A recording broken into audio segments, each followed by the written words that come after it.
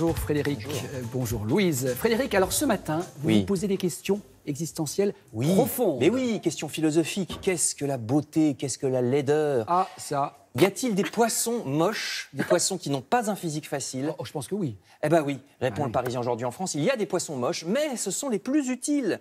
D'après le CNRS, auquel rien n'échappe, les poissons moches ont un intérêt écologique supérieur à celui des poissons jolis. Les poissons désignés comme étant les plus laids par un échantillon de 8000 personnes se trouvent être, par coïncidence, les plus utiles. Alors pourquoi cette coïncidence? On ne sait pas trop. Peut-être que quand les animaux sont grisâtres et discrets, c'est parce que justement ils passent leur temps à faire plein de choses au fond de la mer, tandis que les beaux poissons se contentent de parader. Et attention, précise l'article, l'homme a tendance à ne s'intéresser à la protection de l'environnement que pour les animaux les plus esthétiques. Donc on oublie les cloportes et les vers de terre, qui pourtant sont très importants, là je quitte la mer, pour l'écologie de la forêt par exemple. Donc attention à ce travers.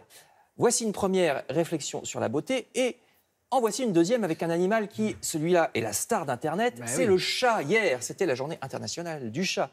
Généralement, on les trouve beaux parce que c'est un animal sauvage, qui, comme les grands félins, mais tout petit, donc mignon et apprivoisable. Le Huffington Post publie une étude qui nous confirme ce qu'on soupçonnait déjà. Avoir un chat rend heureux et en bonne santé. Contrairement à ce qu'on croit, les enfants qui ont des chats à la maison ont moins d'allergies que les autres. S'occuper d'un chat est une activité calmante et donc les propriétaires de chats ont 30% de crise cardiaque en moins. Ah ouais? Et oui, 30%. 30%.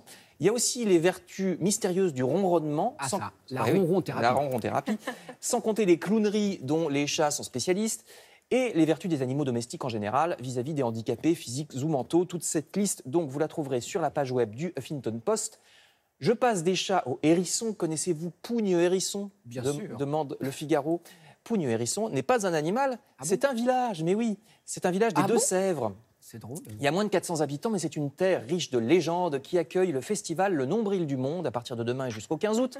Festival de contes, c'est important dans notre société qui privilégie les images et la vue de se laisser aller de temps en temps à écouter des histoires, des contes merveilleux, écrit le Figaro. Donc faites un tour dans les Deux-Sèvres pour ce festival. Sinon, vous pouvez aussi découvrir l'art moderne japonais au musée Soulage de Rodez, nous disent les Échos. Tableau en bas à droite, c'est une expo jusqu'en novembre sur le mouvement artistique japonais des années 50-60 à Rodez dans l'Aveyron. Tandis que ce soir à la télévision, c'est l'autre photo, vous pourrez découvrir l'Espagne grâce à l'émission Des trains pas comme les autres à 20h50 sur France 5. Enfin, si vous préférez rester en France, vous reprendrez bien un peu de dessert. Le Figaro nous apprend qu'au restaurant, les Français ne se privent pas de dessert. Nous sommes le premier pays européen en la matière. On prend un dessert dans 20% des repas pris au restaurant. Mais oui, 2 fois plus que les Allemands, les Anglais, les Italiens, les Espagnols. Et vous apprendrez que ce sont surtout les femmes et les plus de 45 ans qui aiment terminer les repas par un peu de sucre. Vous voyez, je fais une transition vers la chronique suivante. Cette émission est extrêmement bien organisée. Merci beaucoup.